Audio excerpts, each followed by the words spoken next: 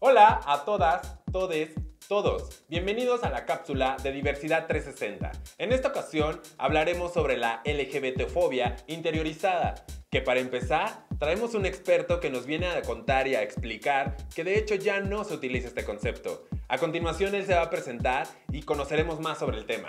¿Qué tal? Yo soy Mario Fausto Gómez Lamón, yo soy psicólogo de profesión, tengo especialidad y maestría en medicina social y una maestría en terapia familiar. Actualmente soy profesor definitivo en la UNAM FES Iztacala, donde coordino un colectivo de estudios de género. El término LGBTfobia, inicialmente en los años 50, 70 y parte de los 80, se empezó a utilizar por parte de académicos que trataban de visibilizar cuáles eran las problemáticas dentro de lo que era la discriminación, tanto dentro como fuera de la comunidad. Sin embargo, actualmente se ha preferido utilizar el término que es heterosexismo o cisexismo. ¿Por qué? Porque ponen en el centro que el origen de todo este rechazo viene a partir de la institucionalización de los imaginarios aceptables por parte de la institución, como es el Estado, de lo mejor es ser heterosexual.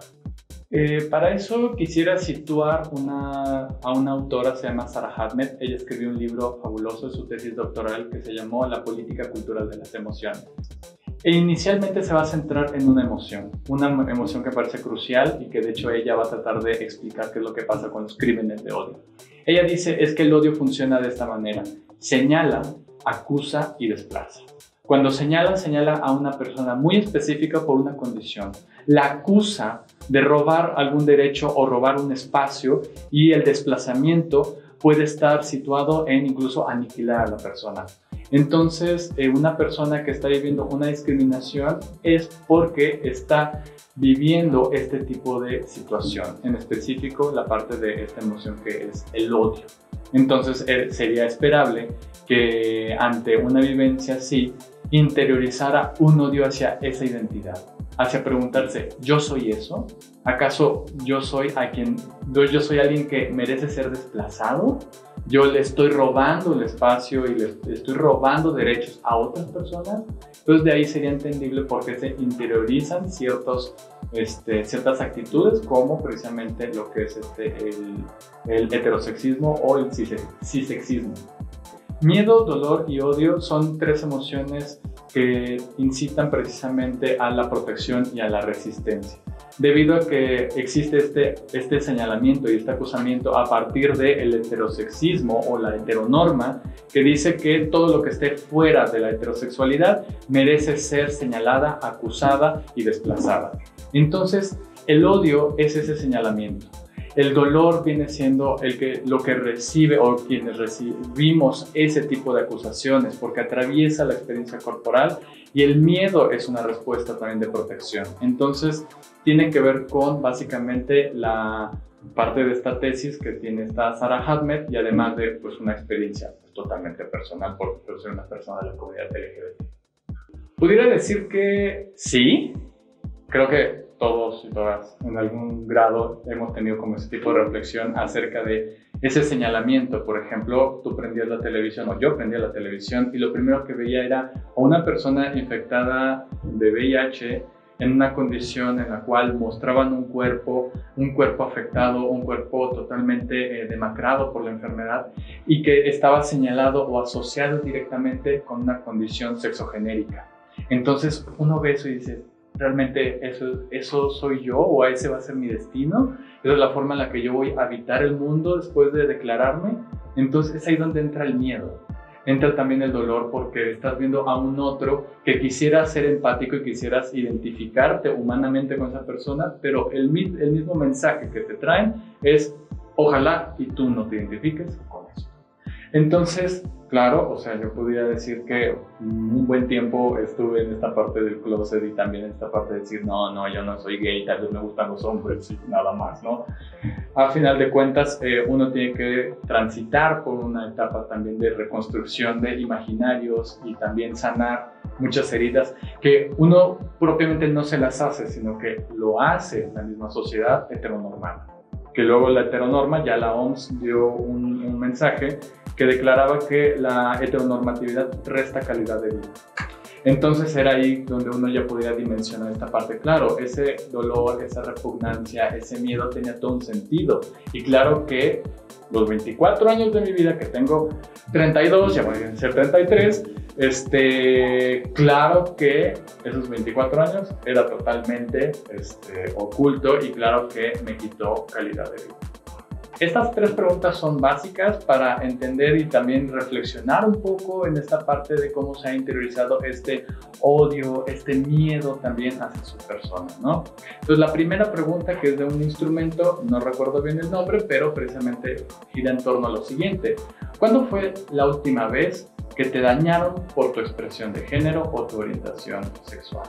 Porque sabemos muy bien que estamos esparcidos en todas las disciplinas, en todos los oficios, en todas las profesiones. Entonces puede ser como, por ejemplo, el encontrarte en un espacio laboral donde no es posible ni es visible la identidad o las identidades LGBT, como por ejemplo tal vez en los espacios médicos, porque por desgracia son los espacios donde más se discrimina y donde precisamente más existe el temor a expresar su orientación sexual o su identidad de género. Y lo menciono también porque doy clases en la Facultad de Medicina de la UNAM, en la especialidad de Medicina Familiar, y he tenido alumnos que se identifican como LGBT, pero no pueden decirlo frente a sus otros compañeros médicos por temor a ser dañados en su imagen, en su reputación, y que incluso en esa práctica educativa, pues precisamente los humillen frente a otros médicos cuando es la sesión clínica. Si alguien me ofreciera cambiarme, es decir, cambiar mi orientación sexual y mi identidad de género, lo aceptaría. Entonces, esa afirmación tiene que ver con el daño que generan las terapias de conversión. En el tema de las terapias de conversión trabajamos con un manual que se llama Nada que Curar, el cual indica que precisamente una de las recomendaciones es transformar esa pregunta en una reflexión. O sea, ¿qué sería diferente más bien de tu vida? ¿No serían más bien los demás los que tendrían que cambiar y no tú? Entonces, el daño irreparable que generan las terapias de conversión es brutal, y además de que ni siquiera son terapias, son solamente fraude y que están direccionadas a el daño, la tortura, incluso el secuestro. Entonces, precisamente esta pregunta tiene que ver con, o más bien esta afirmación tiene que ver con reflexionar sobre ese tema y llegar a un espacio de más bien de aceptación y afirmación de tu identidad y tu orientación sexual. Desearía no ser LGBT. Y el contexto tiene que ver nuevamente con esta parte del odio, el miedo y la repugnancia, estas 3 emociones que incitan a que una persona se oculte y que esté viviendo en resistencia. También es necesario poner un contexto, como por ejemplo en la Ciudad de México, que podría decirse que es un espacio, una isla de derechos, y en otros espacios no podría vivirse de la misma manera como se vive en la ciudad. Si bien hay espacios que son seguros, también hay espacios que se debe de reconocer que son espacios de resistencia. Por ejemplo, mis alumnos médicos que tienen que vivirse en resistencia ante todo un sistema que discrimina, señala e incluso los puede expulsar. Entonces hay que comprender esa parte.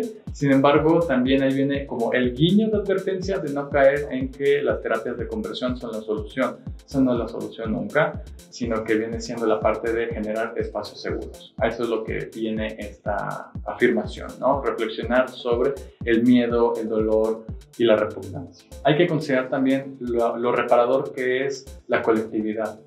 Es decir, ir a espacios como por ejemplo asociaciones civiles, a centros comunitarios, que sean para y por las personas LGBT, para conocer, para reflexionar, para precisamente ir resolviendo una serie de dudas que pueden estar girando en torno a este miedo a identificarse con una identidad LGBT y que tenga miedo también de su comunidad de origen.